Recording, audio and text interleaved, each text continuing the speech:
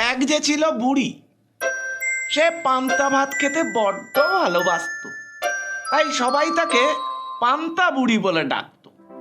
কিন্তু কদিন ধরে এই পান্তা বুড়ির মনে কোনো শান্তি নেই, কারণ এক চোর রোজ রাত্রে পান্তা বুড়ির পান্তা ভাত খেয়ে নিয়ে চলে যায়। তাই একদিন পান্তা বুড়ি রাজার কাছে নালিশ করতে চলল।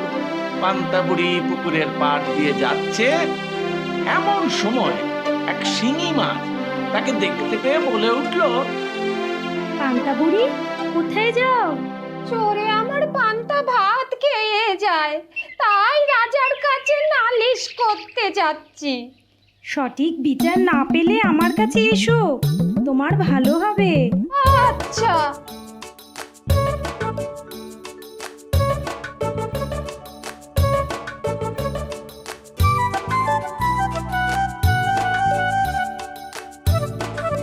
পান্তা বুড়ি, কোথায় যাও? চোরে আমার পান্তা ভাত খেয়ে যায়, তাই রাজার কাছে নালিশ করতে যাচ্ছি।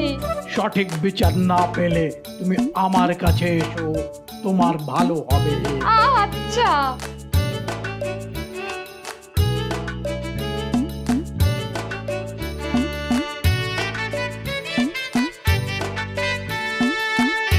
পান্তা বুড়ি, কোথায় যাও?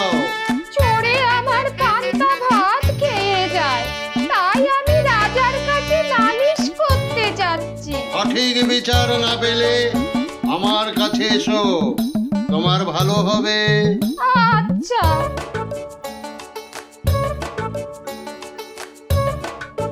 এবার বুড়ির সাথে দেখা হলো এক খুঁড়ে। পান্তা বুড়ি, কোথায় যাও? চোরে আমার পান্তা ভাত খেয়ে যায়, তাই রাজার কাছে নালিশ করতে যাচ্ছি। সঠিক বিচার না পেলে আমার কাছে এসো, তোমার ভালো হবে। আচ্ছা। এরপর হাঁটতে হাঁটতে পান্তা বুড়ি রাজসভায় রাজার কাছে এলো। কে বুড়ি, কি চাও?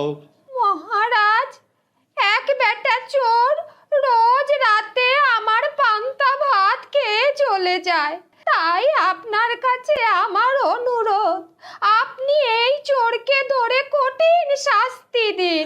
দেখো বুড়িমা, আমার এখন অনেক কাজ, কাজেই তোমার পান্তা চোর ধরার মতো ফালতু সময় আমার নেই। তুমি এখন যাও।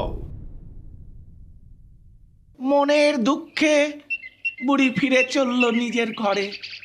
পথে যেতে যেতে তার মনে পড়ল খুদ, গোবর, বেল ও শিঙ্গি মাছের কথা। তারপর তাদের ইচ্ছা মতন তাদেরকে নিয়ে এলো নিজের ঘরে।